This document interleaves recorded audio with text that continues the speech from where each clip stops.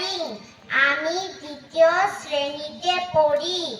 আমি এখন যিশুর 10 আজ্ঞা মুখস্থ বলবো। 1, আমা বিনা আর কাহাকেও ঈশ্বর বলিয়া মানিও না। 2, প্রতিমা পূজা করিও না।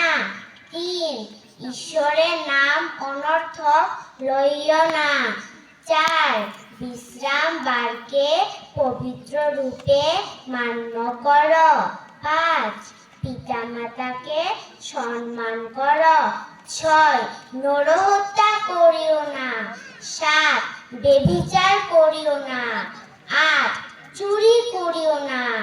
9, আপনার প্রতিবেশীর বিরুদ্ধে মিথ্যা সাক্ষ্য দিও না। 10, প্রতিবেশীর কোনো বস্তুতে লোভ করিও না। আমেন।